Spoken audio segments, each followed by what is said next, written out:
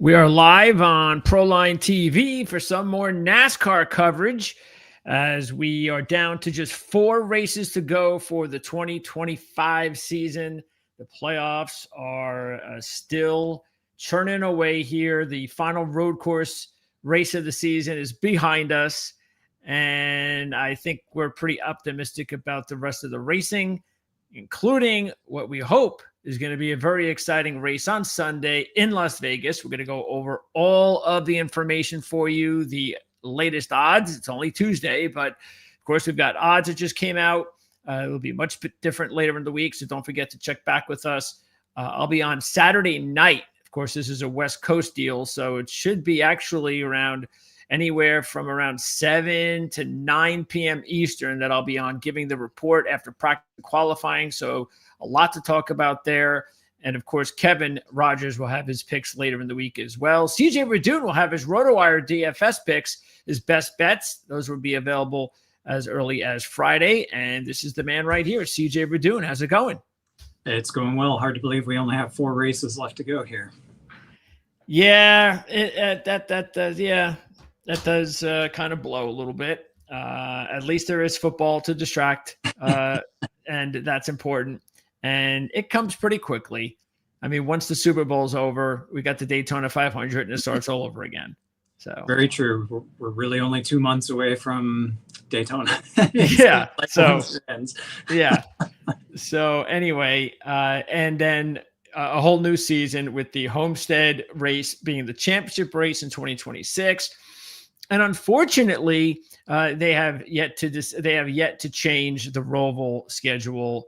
That's next on board. And it's really interesting because it's like after this race, especially CJ, everybody just seems to be saying the same thing. It's like, you have to change it back to the oval at Charlotte. I mean, especially with this specific car.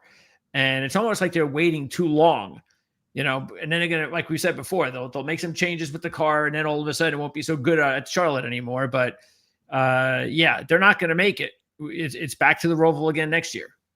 Yeah, I completely agree. I think the new car plays really well on this track, and the move from the oval to the Roval was really in response to the old car, because the racing at places like Charlotte, Las Vegas, Kansas, etc., just wasn't good with the old car.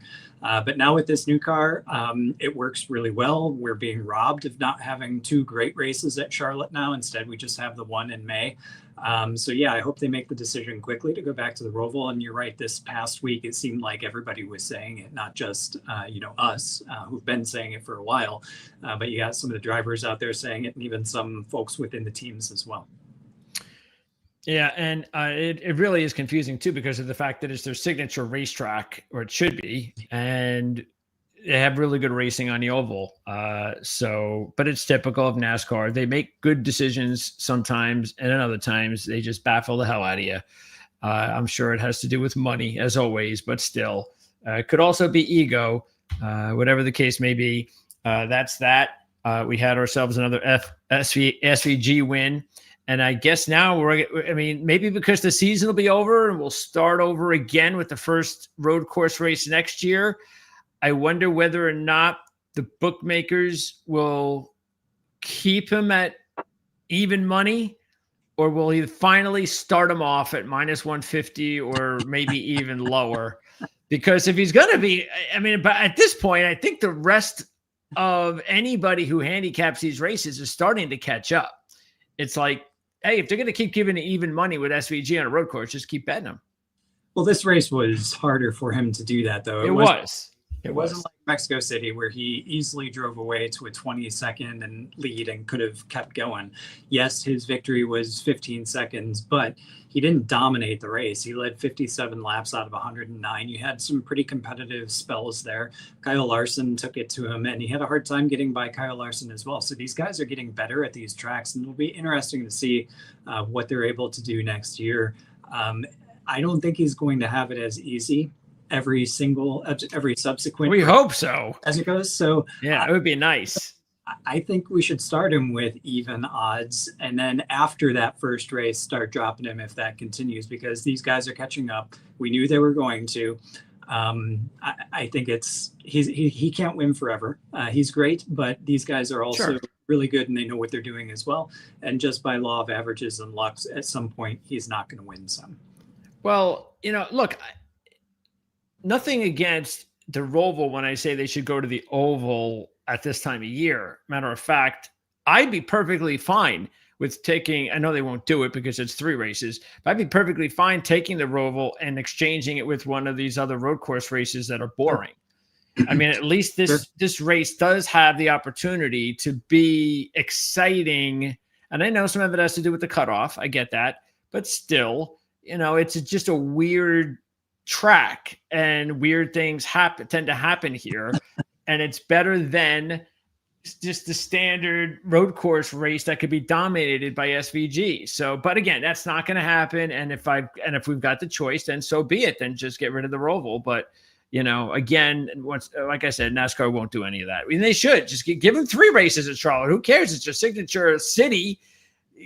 Move the Roval and get rid of one of these crappy other road course races. I wasn't even thinking about the wildness of just the Roval itself. Yeah, I completely agree. I'd love to see 3 races, one of them being the Roval. To have Ross Chastain reverse full throttle with tires smoking over the back line or over the finish line after he crashed out Denny Hamlin had me rolling on the floor. And then you got to think back to the way Ryan Blaney won the debut at this track, similar circumstances there with a crash in the last chicane there. So this track is, NASCAR is a physical sport. You bump and you move people out of the way. This track, unlike other road courses, allows drivers to do that. They give them the opportunity at several places in the track to do that. And that's why this one becomes more exciting than probably some of the other road courses. I haven't even checked out. I was gonna listen to this before I came on the air, but I mean, I really like Denny Hamlin's podcast because he's a driver, and I think that's important. And he gives you information that you don't get anywhere else because he's a driver and he tells you the truth. He's telling you the truth. I mean, there's no reason for him to lie. I mean, there are some things, of course, I'm sure he could keep to himself, but for the most part, I like I don't know. What is the particular reason why he is like he gets a bad rap with the fans? Fantastic. Do you know? Is there an incident that took place some time ago that has just stuck with him? Because I never used to hear this until like about 3 years ago. I mean, was it since you started the podcast? I mean, I don't know. No, I don't think it was. I think it was more on track issues where he probably was overly with someone and the fans like that where it comes from. Very similar to Kyle Busch, his career, and I think we see Hamlin as well. You were getting choppy a little bit there. I just wanted to see if that was because it might be. I was getting an echo too, but I was saying that I think it started with Hamlin probably just being aggressive on the track and racing other drivers aggressively, and maybe in perception of the fans, which is very similar to what we saw with Kyle Busch. So I think that's probably where it came from. But yeah, when you brought that video up, I started getting an echo on myself as well. I'm not sure why, but let me just quickly see if I could, because we don't need to hear you or me during this. It's Denny who we want to hear from. Exactly. So let me see. Again, this is right the part where he's going to start talking about what happened. So let's see if he gets right to it. If he does, we'll listen to it for a little bit because I'm not going to get any strikes with Denny Hamlin's podcast. That's a completely different situation. So let's see if he says anything. If not, we'll pick things up where we left off. I think my radio, I don't know if you listen. Do you listen to my radio during the race? I do. During the bus? I do. I didn't yesterday because it was the Roval. And it was the most silent radio I think that the 11 car has ever had in history of any race. We just didn't say much all day. And truthfully, when I came out with like 15 to go after my last pit stop, there really weren't many cars around me. And there wasn't really many cars behind me. And I'm like, oh, man. We got to be like 32nd. Like, I don't even know where we're at in the field. And I run and I run and I run. And I'm like, I'm not catching anyone. And suddenly the one is like you could see he's slow. He's fighting his car. and whatnot. And at that point, again, I have no idea. Never did I get any update on what position we're in. Never did I get an update on the points, anything. So at that point, I just think this is another spot I've got to gain.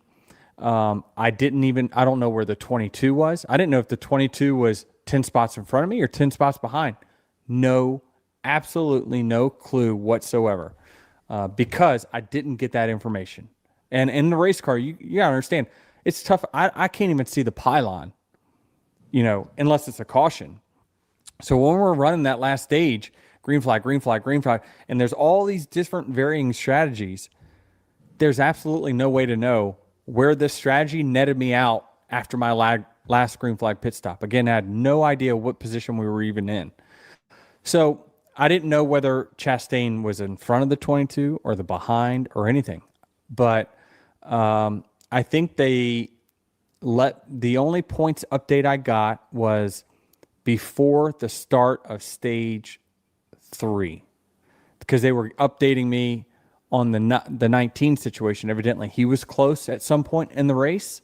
He had to finish 10 spots ahead of Logano. Yeah, and so they didn't tell me that. They just said the 19's closer than what's comfortable or whatever. And I was starting behind him, so I just wanted to make sure at that point, don't put him don't put him in a bad spot. Don't put him 3 wide or anything like that.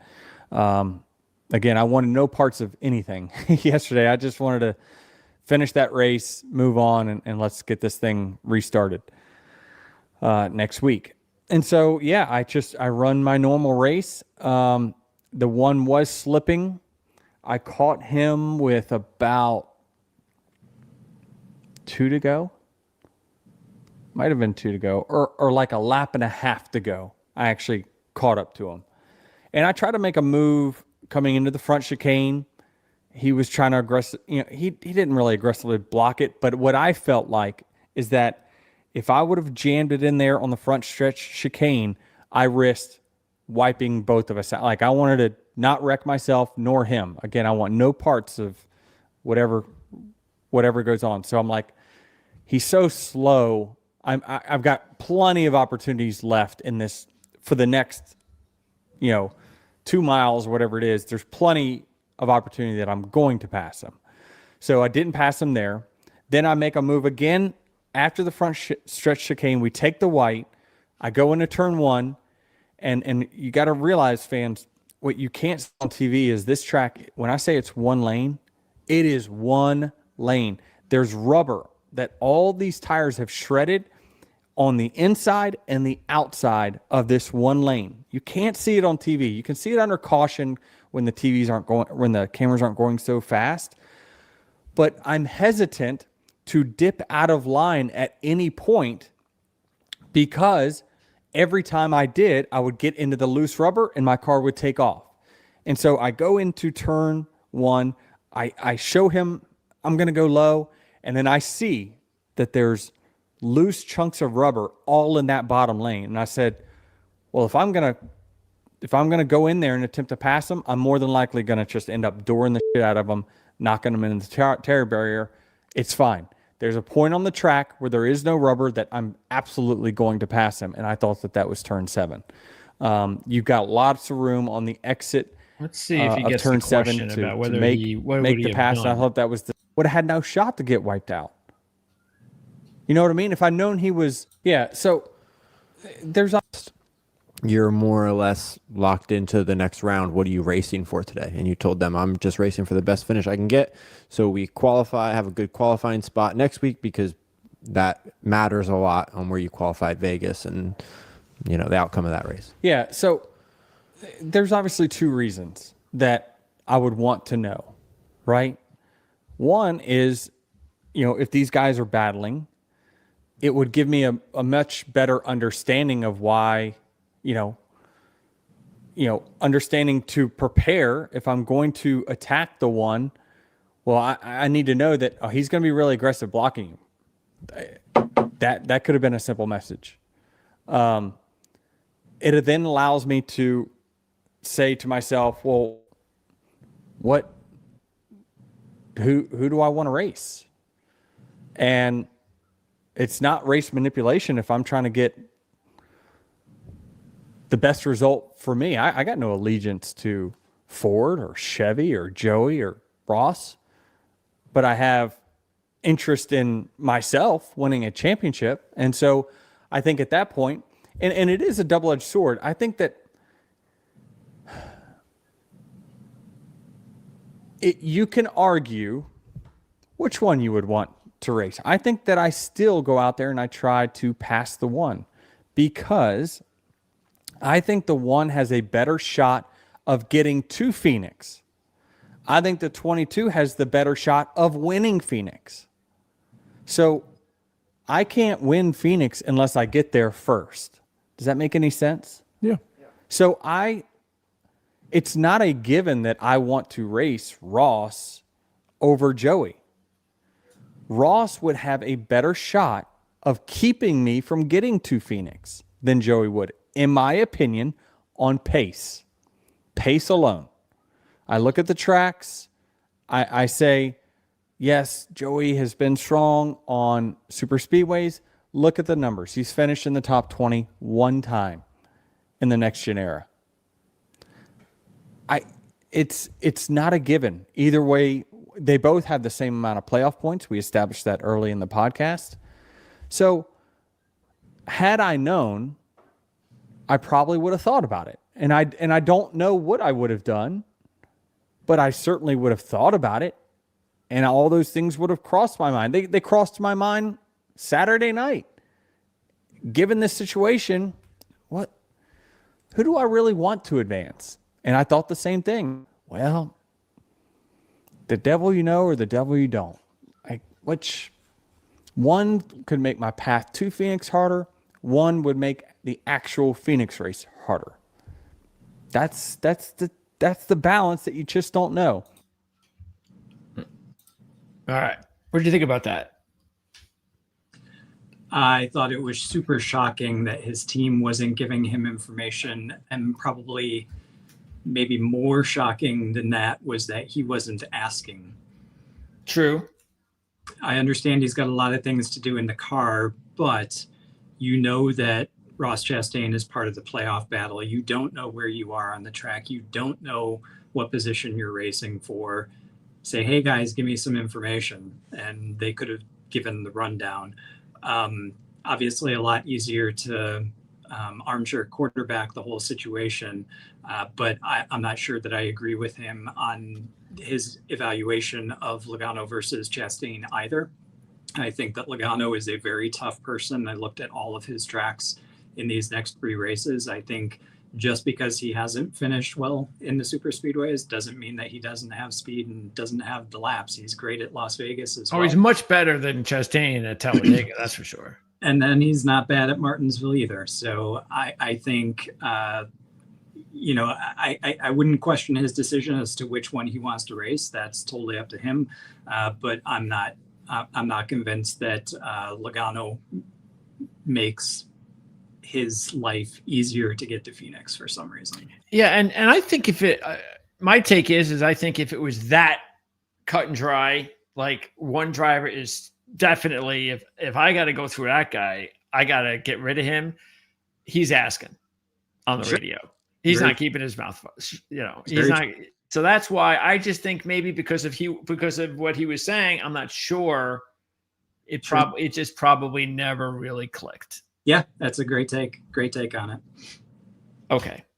So that was last week, and not a lot to go on, of course, because SVG won the race. And the only drama really, which was interesting based on the other road course races, was the fact that they were in different pit strategies regarding timing. And that did make things a little interesting. There was a little drama in that, because of a caution that had come out at any time during this little pit strategy. It could have changed everything. But for them, and like you said, even when SVG would eventually catch up to Larson both times, it wasn't easy.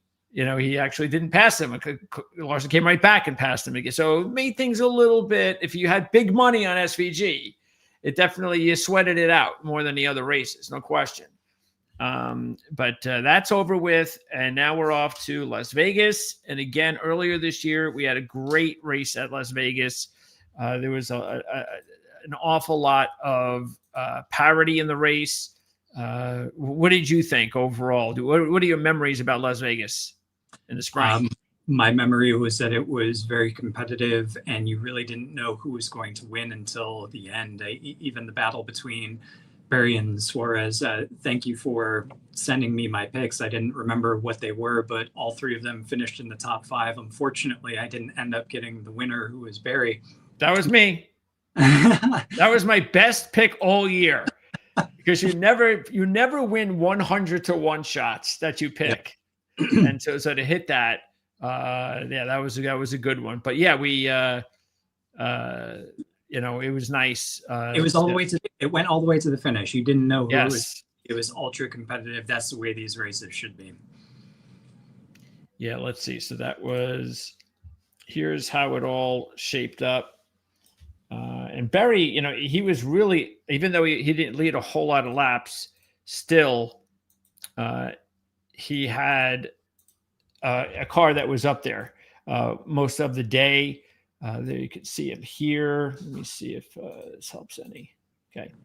So there you see where he is right here. Only led 18 laps. There's your boy Suarez. He only led 12 laps, but he was also one of the better cars all day. And then going down here, Larson led 61. He was really strong the first couple of stages. He tailed off late in the race. Even Cindric led 47 laps. Look at all the cars that led laps. Joey led 40. Let's see. Who else? Even down here, Bubba led 20. What was that? Tyler Reddick led 34 down there in 24th spot. Bubba is 20 and 28th. And Ryan Blaney's weekend was interesting because he crashed in practice, and then so he starts 36th. He makes his way all the way into the top 10, and he was there. He was in contention, and he crashed. So I don't know. He just didn't have the right setup or whatever the case may be. But we're going to get into all of these drivers, and there's just a lot of opportunity. There's a lot of drivers who are in contention, as you can see here, that we can choose from, and that's what we're going to try to do. So let's get started right now with. We are going to have about a 2-minute F1 talk at the end of this video, even though there's no F1 race this week. They're traveling the U.S. Mm-hmm. So I've got some questions for CJ about futures in the F1 series. But before we get that, who's the favorite of the race, CJ? Man, this one's really tough to predict, I would think. Toyota hasn't won at the track with the next generation of cars, so it can't be one of the Toyotas. Probably Kyle Larson. Yeah, Chevy's got 4 wins and 7 next gen. Ford has 3, including the last 2. As you said, the last time Toyota won at Las Vegas was the last race before they went next gen. That was Denny Hamlin in 2021. They only have 2 wins in the last 15, Toyota, at Las Vegas. Also keep in mind this, out of the 7 next gen races, and there have been 2 per year since 2022, 6 of the 7 winners started in the top 10, including 6 straight. 4 of the 7 started in the top 5, including the second position 3 times. Yet there's not been a pole sitter winner since 2009, and that was Kyle Busch. So that's a little strange considering how many top 10 winners we just went over, or we just saw statistically there. Okay. Yeah, this is the South Point 400. I was right. There you go. So, yes, you've got Larson at 5-1, but he's not alone. He's just a favorite by a smudge. Yeah, Christopher Bell would have been my second choice. Over Bell. Definitely couldn't put him atop because of the Toyota. Toyota. Exactly right. And I do think now's the right time to choose Larson. We've been talking about him for a while, off of his game since May. He's got a handful of top fives coming in back to back. So I think this could very well be a good week for him. He's starting to show race winning form again, which is something while he's run inside the top 10, he hasn't shown for quite a long time, basically since May. So I do think now is the right time to start getting back on the Kyle Larson bandwagon. Absolutely. Larson, if you look at it, just look at how his results have just improved very slightly every race. He had one little hiccup, but mostly every race he's gotten better and better and better, and he's coming in second place. There's only one way to go, but first, unless the second was the top, which is possible, and he'll never win again this season. So that's what you got to gamble on. But I think if you're going to gamble on Kyle Larson to win, this is definitely the week to do it. He's got 2 runner-ups and 2 wins and 7 NextGens. He's got a 4.8 average over the last 5 NextGen races at Las Vegas with 2 wins. All of those positions, by the way, in those last 5, he started in the top 10. So when we talk on Saturday night and bring you the practice and qualifying numbers, that's going to be important.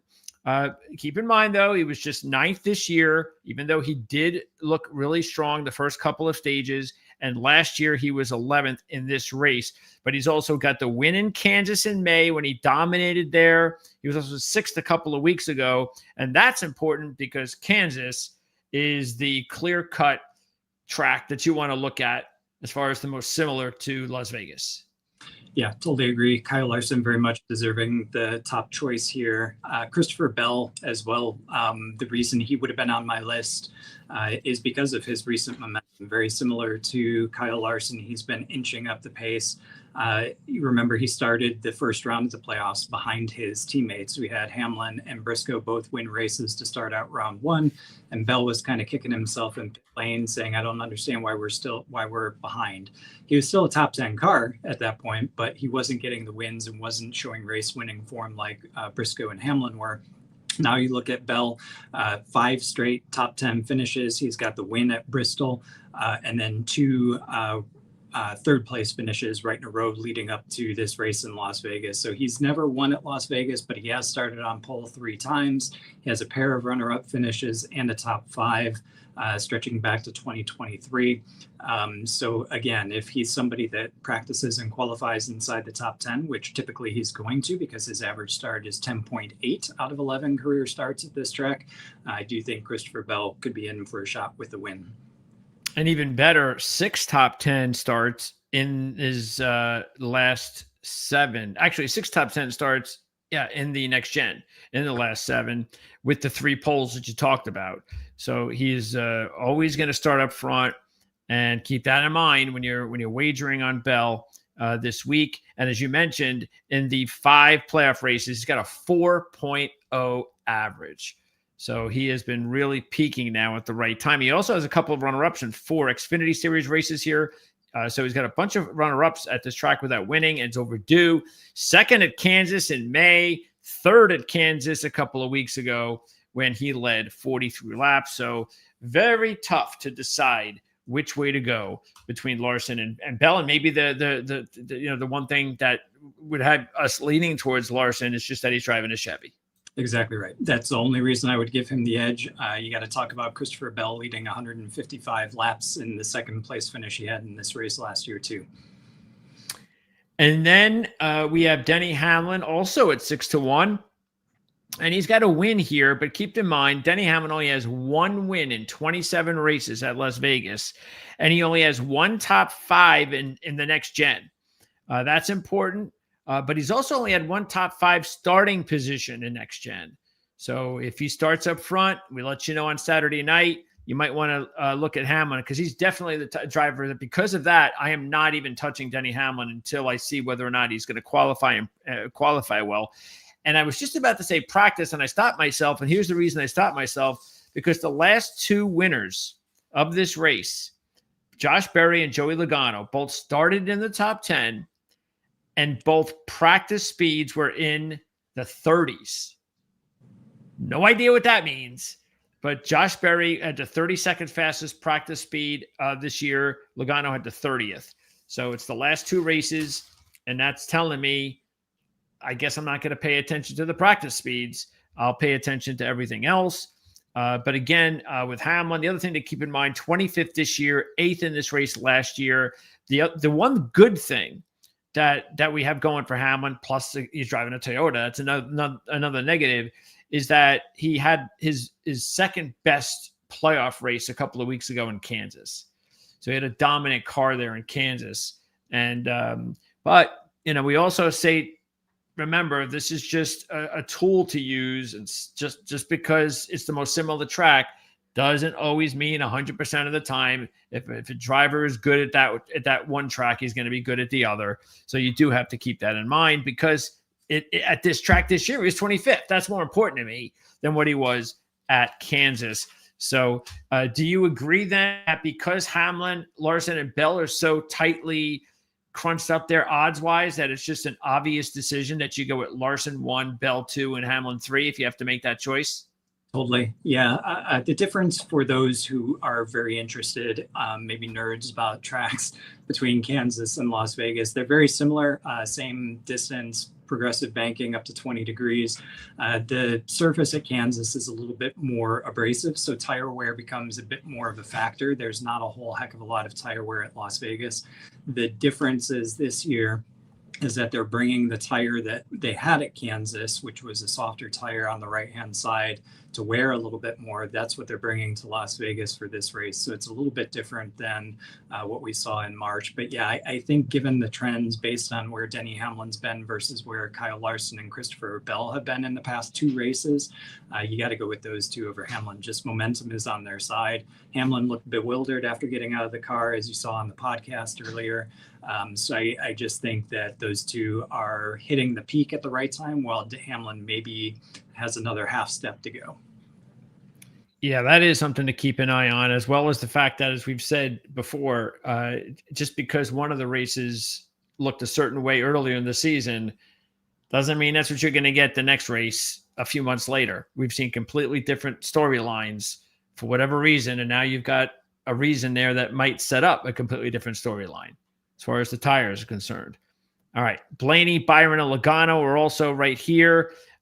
Look, I don't think Blaney should be 8-1. That's the only thing that works against him. But as I said, he had a fast car earlier this year. He just couldn't control it for whatever reason. And I think because Joey Logano, we're going to get you see Joey Logano. Now, Joey Logano has 4 wins in his career. He's got a 9.8 average finish here over his career. So obviously that's pretty good over 24 races. And he's actually had a better average pre-NextGen, just like Ryan Blaney. Ryan Blaney had 8 top 10s and 5 top 5s pre-NextGen at this track. But NextGen, he's got 1 top 5 out of 7 with a 21.8 average and has only led 4 laps in his last 5 races in Vegas. So it hasn't been anywhere near as good for Blaney with the NextGen. But I think what's important to note is that Logano is very similar. He's got a better average pre-NextGen, but he's got 2 wins. And those wins were not dominating, though. He led 32 laps in 6. So Joey was able to figure out, how to win a race, even when maybe he didn't have the best car. And Ryan has had some moments sort of like that, but he just hasn't been able to finish the way Joey has. So I think that's something to keep in mind, because we know Ryan has been much better at tracks that he hasn't had success at before this year. And again, maybe the difference that we're going to see this time around compared to earlier this year might just be what he's looking for. But again, the problem is the odds at 8-1, while Joey's 10-1, and he's the one with the 4 wins and the 2 NextGen wins. So even though Ryan Blaney's a better driver than Joey Logano is this season, I'd still take Joey at 10-1 over Blaney at 8-1. And then you have Byron in between. He had a pretty good car. He had like a top 5 car in the spring. But the problem, and he had 4th and 4th in his last 2 races this year and in this race last year.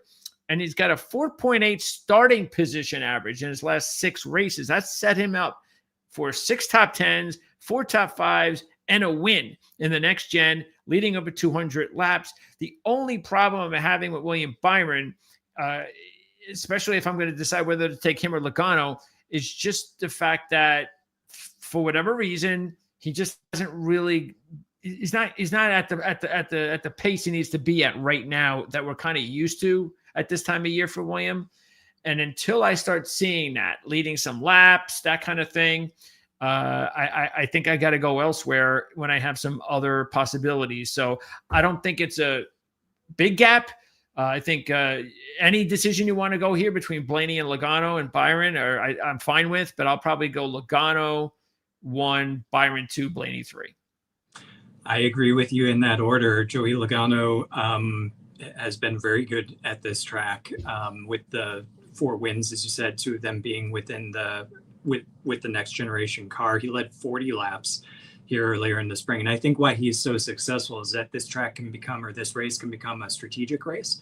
And he's got one of the best strategic minds on his pit box. This can be a pit strategy race. It can be a fuel strategy race. It can be a tire strategy race. And Joey Logano's crew chief is the best at calling all of those. And I think that gives Logano the advantage. William Byron, I completely agree. Also very good at Las Vegas, finished 4th in each of the last 2 races here. But I agree. I think I'm used to seeing him come up and really hit top form in the playoffs. And he's just not there yet this year for me. Maybe yet to come, but he's leaving it late this time, and maybe that's good for him. Maybe he needed to put it off a little bit longer in order to be at his best at Phoenix, but he's got to get there first. And for me, I agree. He's just not showing it yet. So I think Logano could be the surprise to go through. Very good, and definitely one of the best strategy callers on his pit box. Next group, and because this is so tightly put together here, I think you're going to get some better odds at some other sports books, and so that even if it's just a couple of points, out of this group, I think Reddick is the only one I probably am going to pass on. He's also a Toyota, but if you look at, by the way, he was 6-1 in the spring. And now he's 11-1. He only has 1 top 5 in 11 races at this track.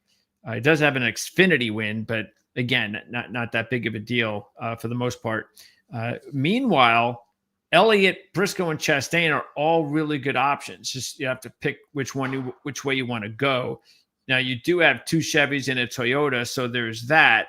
With Briscoe, he was 22-1 in the spring, so you've lost half of your odds there, and that's no surprise. Much better driver since then.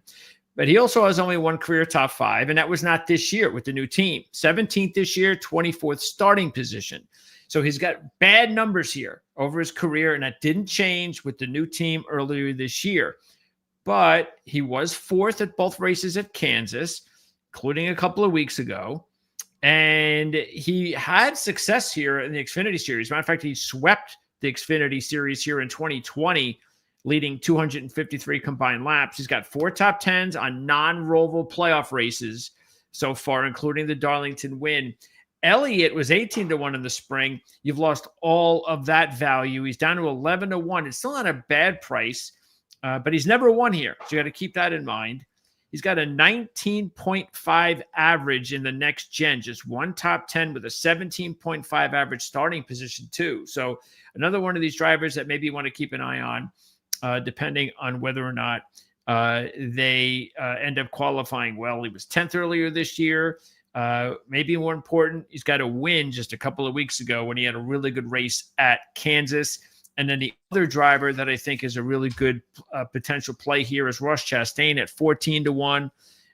He had a really strong race earlier this year here, which is not a surprise. This is a really good track for Chastain.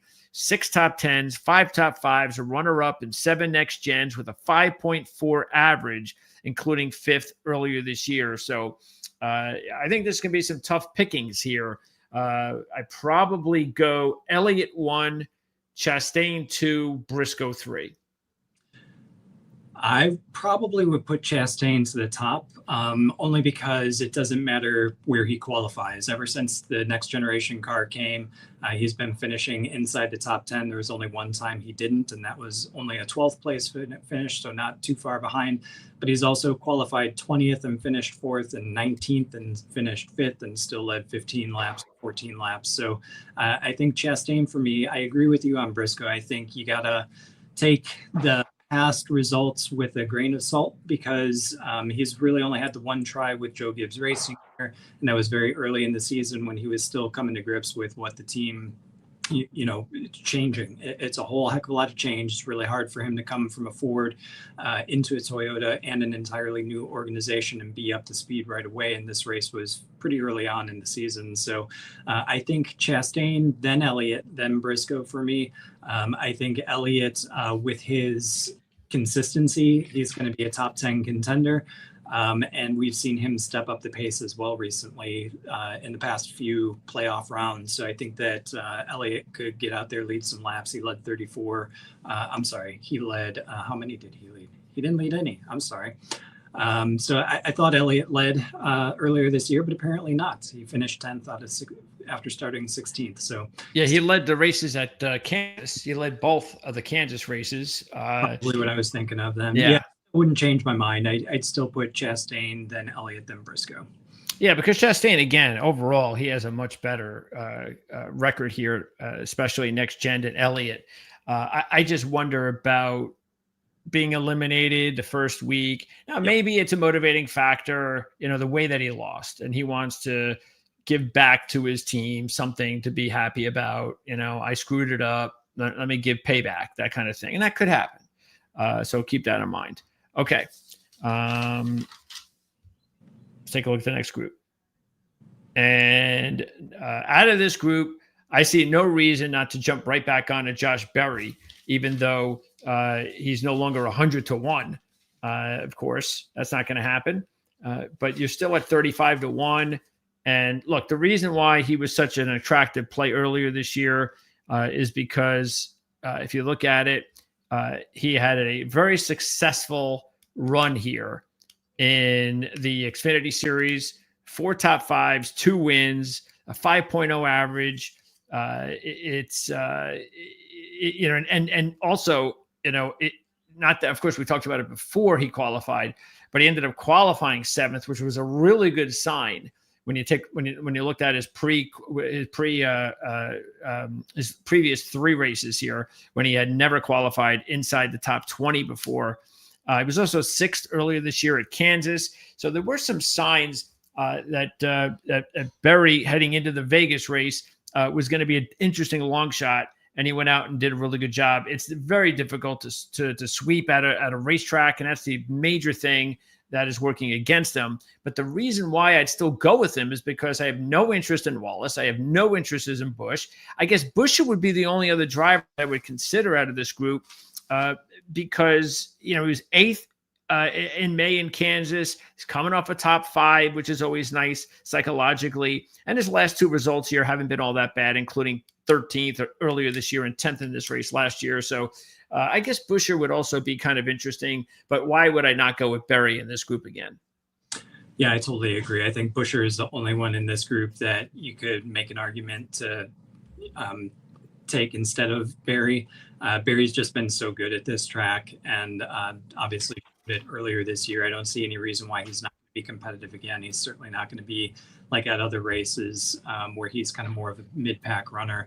I do think I agree completely that very difficult to sweep races, and let alone if you're a Wood Brothers driver, sweep races at a track, it's got to be almost impossible. Chris Buescher's kind of around the top 10. He had a pretty good run last week at the Roval, so maybe that gives them some confidence. Kyle Busch's bad luck just continues to bite him, and then Bubba Wallace really hasn't done anything at this track. I think he's got a handful of top 10 finishes, 2 top 10s at Las Vegas from 15 starts. Okay, we move on down. Got Bowman, Keselowski, Cindric, and Gibbs in this group.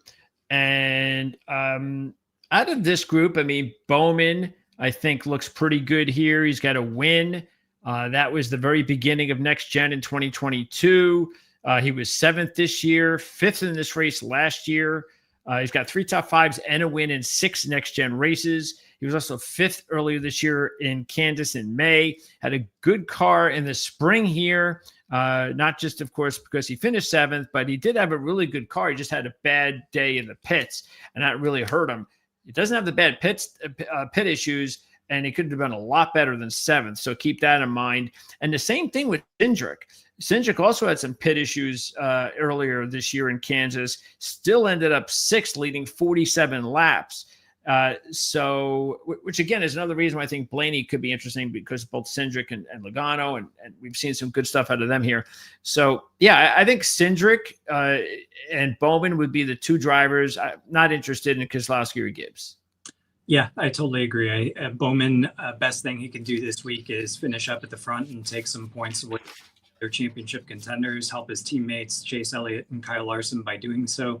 Finished 5th and 7th, also has in the last 2 Las Vegas races, also has the win here. And I think Austin Cindric, just based on his speed at this track earlier this season, he won a stage, started 3rd, finished 6th, led 47 laps. That's a really good performance, and that's his 2nd top 10 at the track. So he can do it here. No reason he couldn't do it again this weekend.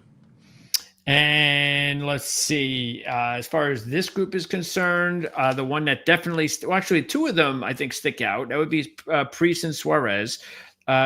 Preece had a 3rd place finish earlier this year, so that's strong. 7th at Kansas in May, had a 6th just a couple of days ago. That feels good. So yeah, he was 130-1 in the spring and had a really good performance with that top 5 finish. So I think Preece is not a bad long shot to consider, but I'm really surprised that Daniel Suarez is still 90-1. I get that, the team changes and all that. But he has been really good here. He's got a 9.5 average in his last 6 next-gen races, including 2nd in the race this year when he led 12 laps from the 23rd position, and 3rd in this race last year when he started 23rd again. He led 57 laps, and his average starting position is 21.3. So just imagine if he could just have a good Saturday, what that could do for Daniel Suarez at this track. He also, in 3 Xfinity Series races, has a 5.0 average. So this has really been a good racetrack for Daniel Suarez, and 90-1. I mean, yes, absolutely must use. Yeah, he's only qualified inside the top 10 at this track twice, yet he has 2 top 5s, 4 top 10s, and 168 laps led. Last 3 races, he hasn't led fewer than 12 laps. So I definitely agree. It's a little bit perplexing why Suarez would be so low, other than just the fact that he's not coming back to the team. Ryan Preece as well had a pretty good run that was kind of against the grain.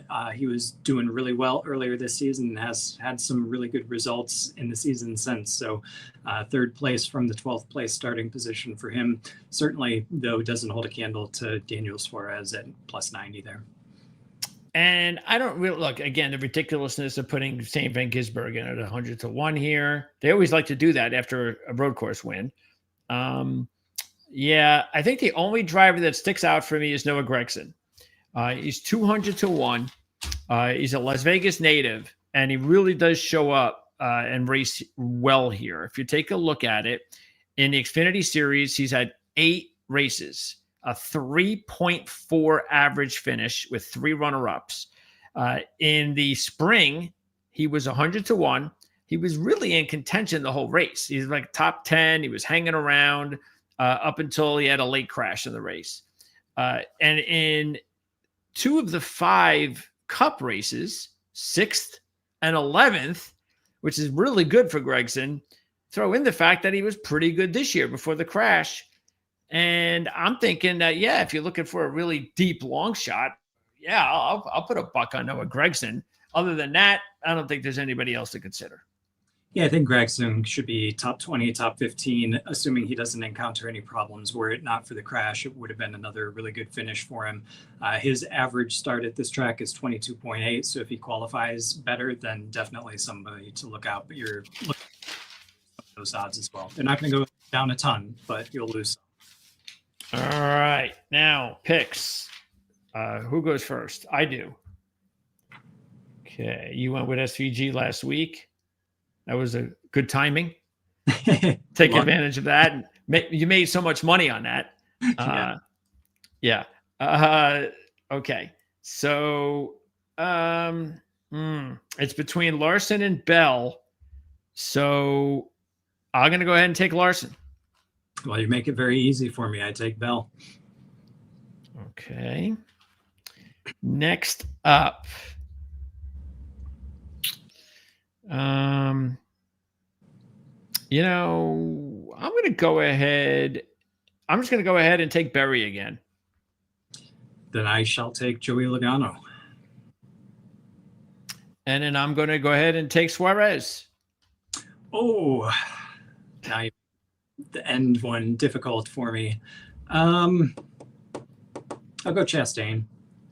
Oh, your third choice. He was not as far down as I recall. Yeah, you're not going to make much money on that one.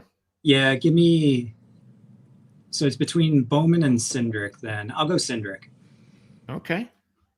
Cindric, you go with 2 of the 3 Penske drivers, a couple of Fords and a Toyota.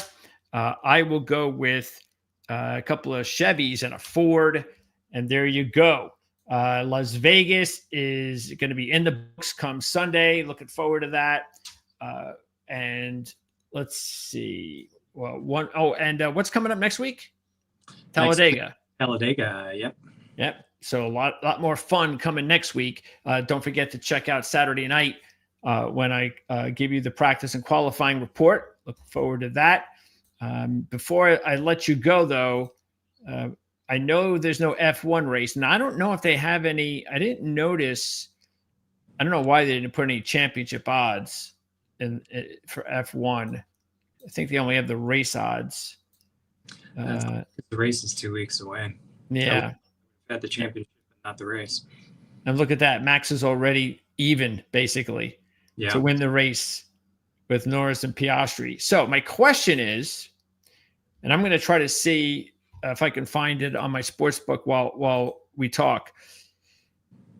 Even though he didn't win the race, considering he finished in second, ahead of both Norris and Piastri, is it time now to take Max Verstappen to win the championship? Unfortunately, I'm going to say no. I think it's time to start taking him for race wins. So I think it's okay. You got to think very seriously for Coda coming up. If you're willing to take him even, I think that's right now.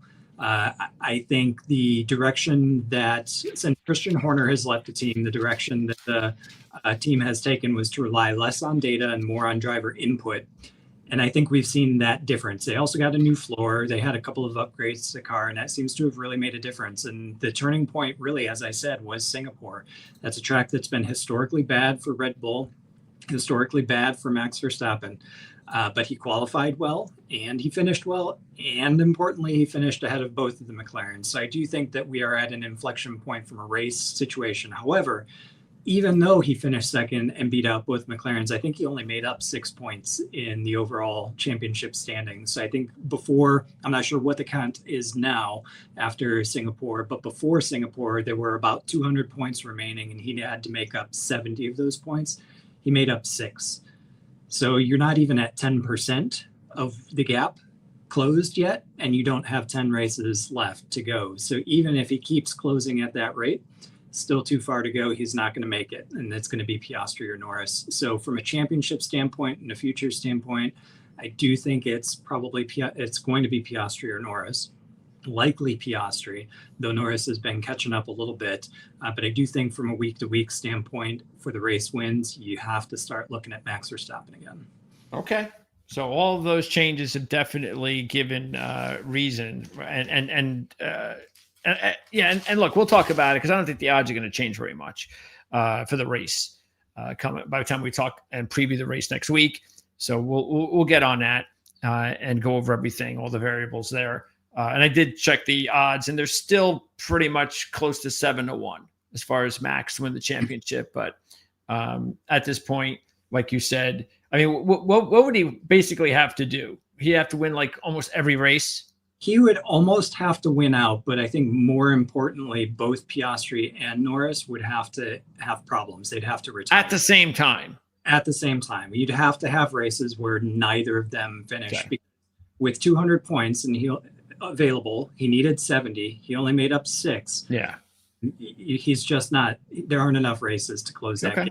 After like 5 races, it's just not there. That's fair. That's why last year, if you listened to our advice and you went with Max when you should have, you made a good amount of money there. But we're also letting you know not to waste your money on taking Max this time around. Exactly. So don't be fooled by everything that's happening. It's just happening a little bit too late. All right. So that's going to wrap it up. Again, we'll see everybody here on Saturday. Otherwise, CJ and I will be back again on Tuesday next week to talk more about Talladega. We still at 4 o'clock next week? We are still at 4 o'clock, not till the end of October, 21st. Right. We have 3 more weeks in October. Okay. Long month. All right, CJ, look out for your report, which will be available, your RotoWire report just for NASCAR coming up on Friday, correct? You got it, rotowire.com, and we'll have the link for you and the description of this video. Excellent. Thanks, everybody, for tuning in. Don't forget to subscribe. That's the best way to support the channel. And we'll see everybody again here.